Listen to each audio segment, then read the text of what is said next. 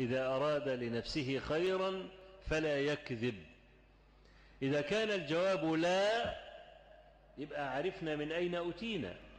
يا هؤلاء، إن الشريعة مؤسسة على العقيدة، فأين هي العقيدة في دعوتكم وفي الجماعة التي تدعمونها وتروجون لها وتقاتلون دونها وتكفرون أو تفسقون من خالفها؟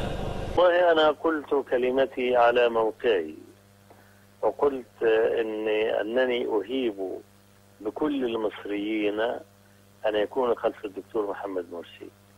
رجل له برنامج واضح بالنسبة لنا، يريد أن يطبق الشريعة، ولا أرى مندوحة لأحد أن يتخلف عن تأييده ولا أن يبطل صوته ولا أن يقعد في بيته.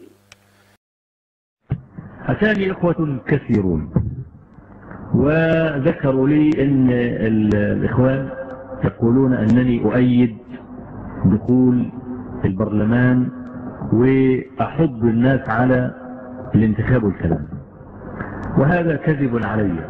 أنا ما قلت هذا يوما من الأيام، لا وأنا حدث في الطلب ولا وأنا الآن بعدما تخطيت الكهولة ب10 سنوات. ما قلت هذا ولا قلت ذاك، بل أنا أقول لا يجوز دخول البرلمان ولا يجوز لأحد أن يعطي صوته لأحد. هذه فتوى، وطبعا الكلام ده احنا يعني سقنا فيه أدلة كثيرة، ففيهم الصوفي والقدري والجبري والعلماني وكل الفرق 73 موجودة معهم، لأن كل واحد يدخله باعتقاده.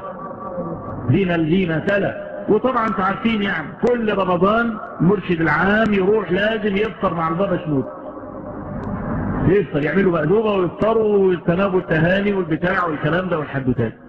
مسألة الاعتقاد دي مسألة ضايعة خالص على الآخر. فالنهاردة يعني احنا بنقول كلمة التوحيد قبل توحيد الكلمة. عرفنا أين الخلل فلنرجع إليه.